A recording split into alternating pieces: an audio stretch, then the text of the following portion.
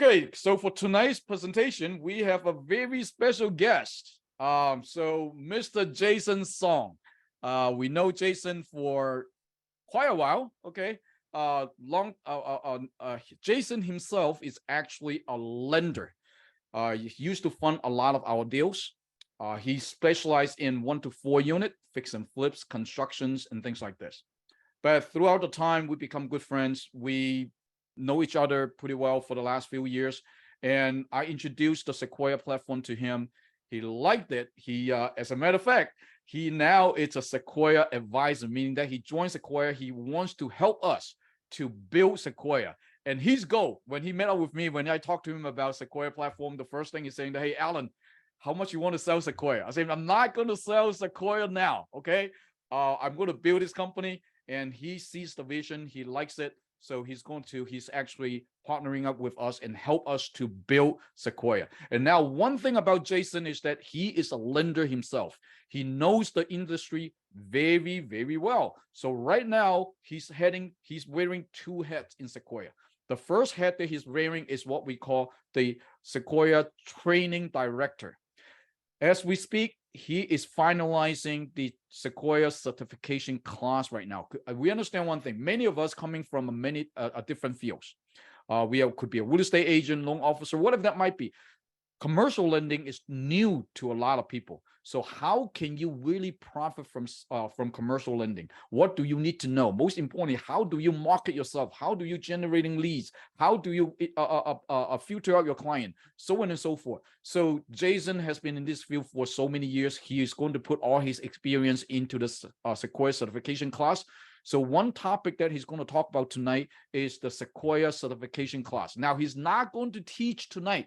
He will just share with you some insight. What is he trying to do? Okay, what kind of module that he's going to come out with on Sequoia certificates. So what is that class going to help you? So he's going to give you a little overview. So once this thing is finalized, it is done as we speak. He's working with our marketing team to producing videos and things like this. So once that is done, we can push out and benefit everybody in as a Sequoia member. So that's the first thing that he will be talking about.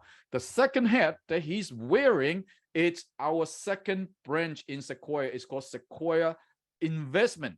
So because of the background that he has, he got to know he has a lot of contacts with builders. And he also funded a lot of builders. And with today's market, a lot of the builders are willing to unload their property at cost, below market value. So we, as a Sequoia company, we are able to go in to purchase many of this investment property all over the country, not just 1 to 4 unit. He's going to share with you. We have planned to purchasing motel. We have plans to purchase a commercial real estate, but majority of the property that we're going to purchase, it's 1 to 4 unit, duplexes, 4 unit, etc. Our goal as a company is to acquire about 1,000 unit in the next 5 years.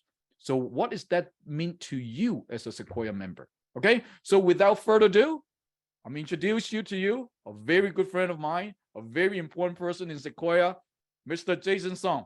Jason, the floor is yours. All right, I put myself off of mute. Okay, first step. Not really. Let's say this whole Zoom thing. So keep it friendly with me, all right? Because I'm not the best at using this yet. So let me just start by saying that the company I work for, that I'm a partner in, is Lynk Capital, LYNK, and we are a lender out of Charlotte, North Carolina. And we've provided many loans for Alan in the past for his different ventures and clients. And that's where we first met. Let me first start off by saying, as a lender that's lending right now, we have more money than we can lend. So don't let this market and high rates fool you in the sense of capital is scarce. Capital is not scarce, just depends on basically what type of projects are coming in, and maybe a little bit more on it's going to be the cost of capital. Obviously, for those of you that are fix and flippers or developers, understand that the cost of capital is a little high right now. Just means you have to make more money on your project, right, kind of simple. So anyone that wants to complain to me about rates, I just tell them, hey, make your margins better.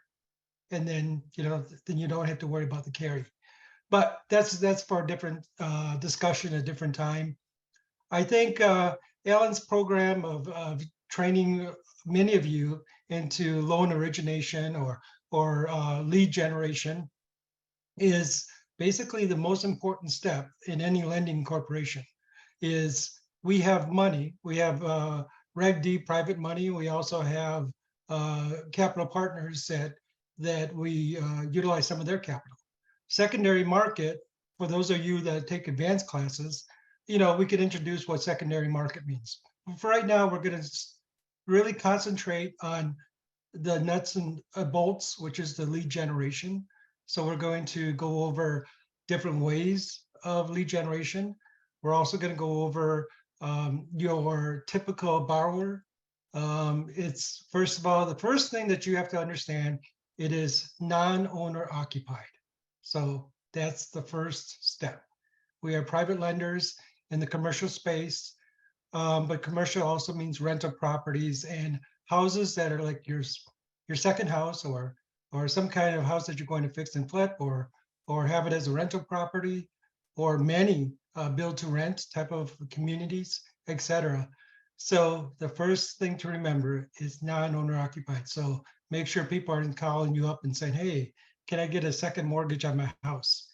Can I refinance my apartment or my condo or something like that? So always keep that in mind. And the second step is, basically saying anything over 100,000 and less than 10 million. That's kind of our sweet spot. Now, Alan probably has other lenders that you guys can do bigger loans and even smaller loans. But for us, it's 100,000 to 10 million. And that covers a lot.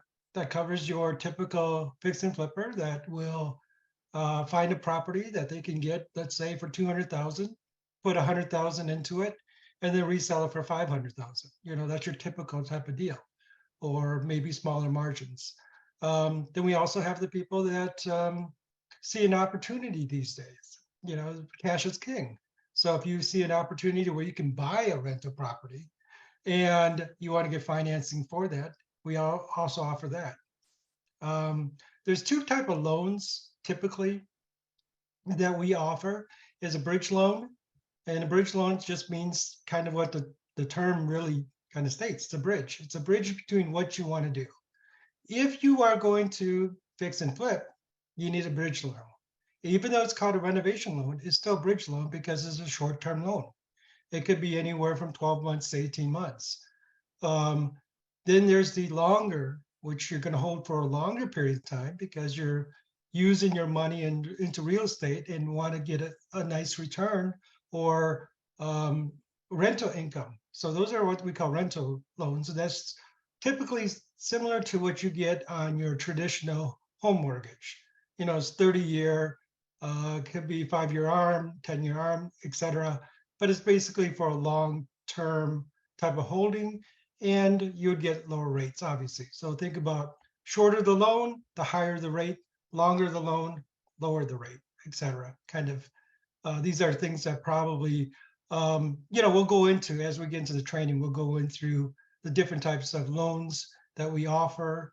We'll go through a Q&A. I've heard it all. I've seen it all. I've underwritten them all. So there's not a scenario that you're not going to, let's say, give me any problems. Let's just say there's a solution for everything. That's why I like to tell all of our loan originators and brokers is there's a solution for everything. If that means if a person doesn't qualify, we'll find someone that will qualify and go in the loan with you. If a person doesn't have experience, get someone that has experience and figure out a solution. You have no money, we'll find someone that has money. There's a solution for everything in this real estate world. So it's just a matter of, basically how much are you willing to spend, how much profit you're making from your project, etc. During this training, we'll go over lead generation, which is the first thing. Okay, you probably wonder, well, who do I call and how do I call and how do I get people to call me? What I've seen in the past is just it's a pure numbers game. The more you put your time, it's kind of like your workout. For those of you that do workout or some kind of daily schedule of to keep yourself mentally sharp or physically sharp, it's the same thing. So you tell yourself, oh, I'm going to put an hour of onto Facebook. I'm going to put an hour onto LinkedIn. I'm going to spend an hour sending out emails to builders in Florida, to fix and flippers in Texas. Just stay with that course. If you put in 3 hours a day in your marketing, you're going to be very successful because the money's, if you think about it, a typical loan on anyone that's originating or a broker is going to make at least a half a point of any type of real estate transaction. Most of our loans on average is about $1 million. So out of $1 million, that's 5,000 on a half a point. So that's a typical loan. That's an average. Now some are going to be smaller, 250, 300,000, but you're also going to run into those that are going to be 3, 4, 5 million. So from the originators and the brokers that I've seen and that I work with on a daily basis, really to make a really decent living means 200,000 plus a year. You only have to close 3 loans or just have 3 in the pipeline every month. It's not a lot. And you'll see, beauty of our industry is your clients are repeat clients. You treat them right, you give them the information they need, rate and all this leverage and all these other terms that we'll go into training and teach you, they don't matter. What comes down to is personal relationship. If you're there for them when their next project comes up, I guarantee you they're going to write the loan with you. So, typical clients should be coming to you with 2 projects a year. Now, the environment's a little tough, so they might only have 1 project right now per year. But when the rates were really good 2 years ago, they were doing 3 to 4 projects a year. There's many originators are making 7-figure incomes because of loans. We ourselves wrote over 700 million in 2021. So it was a very good year for writing loans. Now we've fallen back this year, and it's typically because of the secondary market. So all of us lenders, we have a secondary market that we might sell our notes to. Kind of like if you guys ever had a mortgage on your own house and you get that letter that said, hey, by the way, we are now your lender. So you see that your original lender sold your loan to someone else. Now, it doesn't really affect you because the rates are the same. You still make the same monthly payment. That's kind of like us. So if we have a buyer for some of our loans, we might sell some of our loans. Your rates are the same for your borrowers, and there's not much change just on the back end. There's some changes on internal, but that's just the nature of the industry. We write loans, and the lender can do what they want with the loans from there. But our main role is to introduce opportunities for funding for those that are in real estate on the investment side. Either they're developing, building, flipping, buying and holding, all these terms, they're all out there. And if you think about it and say to yourself, how many of my friends, people I know are into real estate? It's quite a few, a lot more than you think. Maybe they might not share with you every project that they're part of, but it's a lot more prevalent than you think. And another thing too is within our industry, if you tell someone that you can get money for them, they're going to always listen to you. So if you think about that, we're in an industry where it's a win-win. We find them monies to finish their project. We also get paid for it. So it's a win-win. It's a real feel-good industry. You're never on the back end when, let's say, if a project fails or some of the things that might go on distress notes, et cetera, because you're on the front end of it. So only the lender themselves have to worry about the back end and say, what's our default rate? And in private to give you an idea, for those of you who were just wondering, our default rate is going to be about 2 to 3% on an annual basis. So that's not many. Out of 100 loans, you're right, 2 to 3 might go into distress or default. So it's not many at all. And most of your clients and customers are going to do well in real estate. So that's kind of our real estate origination that we're going to go into. And then another nice thing that we're going to introduce is Sequoia. Well, let me back up. On the origination for Sequoia, and Alan and I will discuss further, but we're going to make it very simple for all of you to get a user interface and put in your loans and be able to get timely answers. And so basically it'll make it look like you're the lender. That's what we want, that you can go in there and basically you are the originator slash part of the underwriting team. So we're going to make it as easy of an interface as we can that will give you the empowerment to come up with decisions on someone qualifying almost on the spot. So that'd be nice. And then we'll have further training on saying, okay, how do I get someone that's not qualified because of this reason to qualify? And that's kind of some of the advanced training we'll go through. But the biggest thing at first is to be able to empower you and get answers to your clients, to your builders and developers and investors, get them answers right away. Because the biggest thing that investors don't like is waiting. It's like someone says, oh, let me get it back to you. Then they take a long time to get back to them. And you might have missed an opportunity. And so the more that we can stay on top of giving back feedback, answers, loan proposals, rates, terms, etc., faster we are, the more that you can get through more numbers, which will then get closer to the ones that accept your loan proposal. Another good thing about loan proposals is I'd say about 90%. I don't have the actual number, but I know it's close to 90%. 90% of your customers that go through the pre-screening and accepts the loan proposal will, for the most part, close. So keep that in mind. It really doesn't take long. You ask the right questions, which we'll have on the user interface.